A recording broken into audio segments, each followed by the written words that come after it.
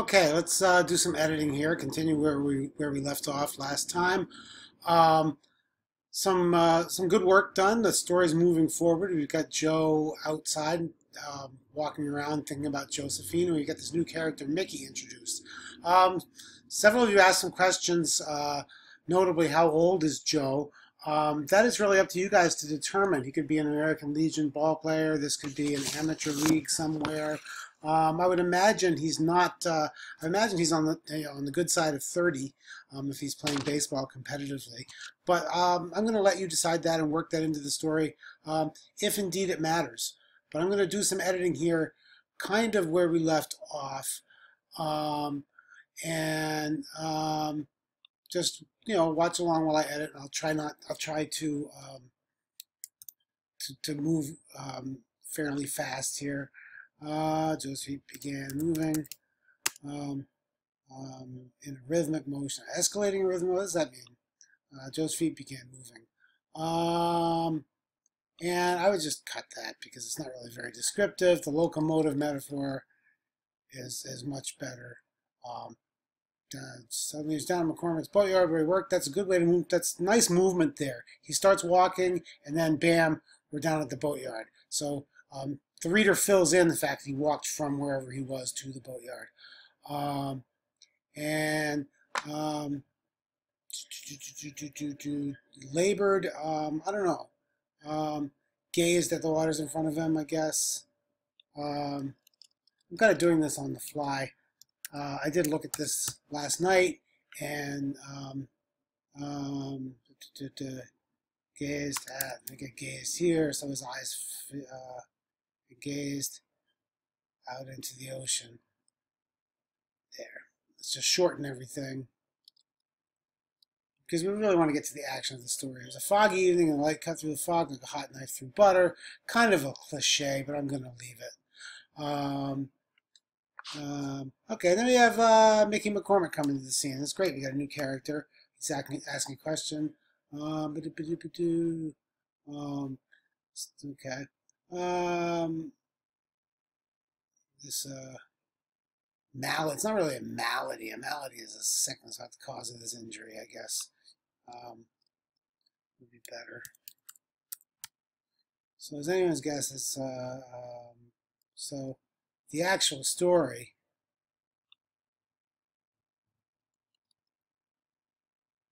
And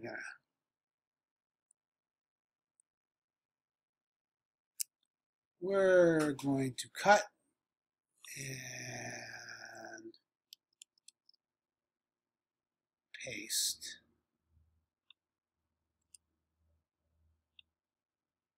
Okay.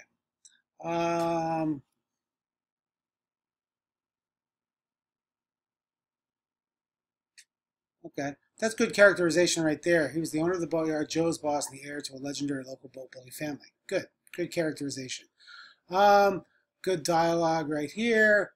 Um, uh, and I like this. I like this dialogue here. It characterizes Mickey's attitude. Son, I was born at night. However, it wasn't last night. Good bit of dialogue. Try to avoid this construction. Mickey was a man who Mickey admired straight shooters and honest men and didn't like being lied to. It was pretty clear that Joe was lying to him. Okay. Remember that we're in Joe's point of view here. So remember, adverbs aren't your friend. Joe, and all we really need to do, this is a nothing phrase. It's obvious that we're writing about the situation at hand. Joe began to look down. Joe looked down. How do you begin to look? You look down. It doesn't take any time to look down. So Joe looked down. Has clammy and calloused hands.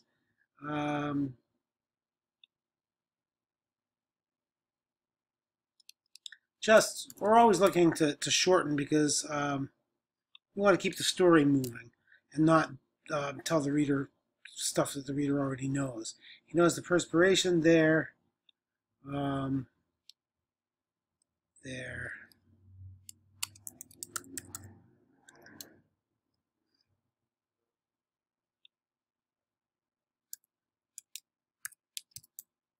grew more visible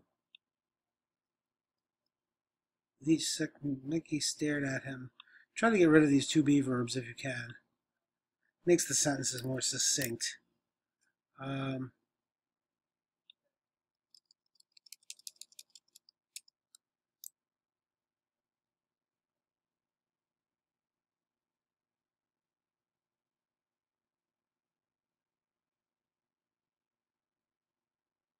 Okay, good.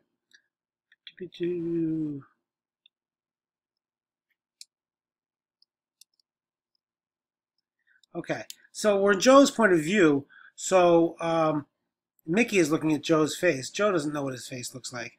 So so I would cut this because that is we're in Joe's point of view, and Joe knows that he's scared. Joe looks straight into Mickey's dark brown eyes. Again, just cleaning up some of the grammar. Always trying for succinctness. Joe looked straight into Mickey's dark brown eyes and said, "Can't get off my mind, Mick." Mickey's face grew blank. And again, we're in Joe's point of view, so we can't really attribute surprise to, we could say this with apparent surprise, because we got to stay in Joe's point of view.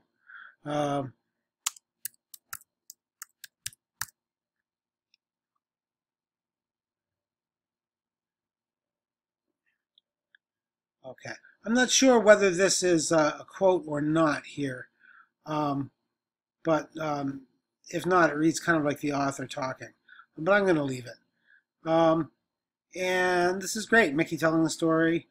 Periods and commas go inside quotes. That's cosmetic stuff. And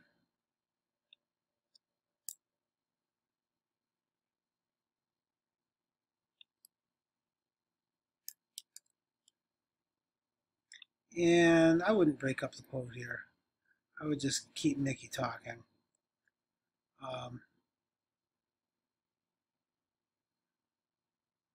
Good. See, this is all good Joe's point of view. Joe suddenly felt as if his Josephine problems were just a tad smaller, especially when he could hear the hurt in Mickey's voice. Good.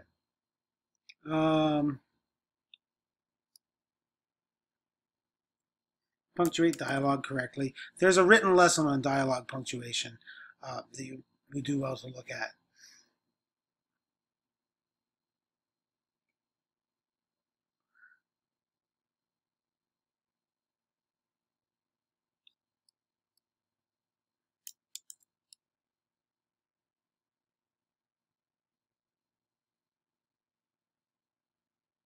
Okay.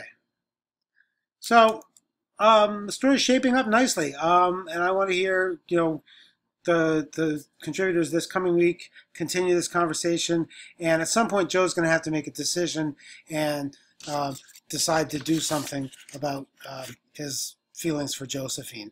So good job this week for the most part, and this is kind of what you should be doing with your own work, is looking back and seeing how you can clean it up and seeing how you can make the sentences more succinct so that your story will emerge from underneath the verbiage. But I'm really enjoying what you're doing with this story. Keep up the good work, and I hope you learned something from this video.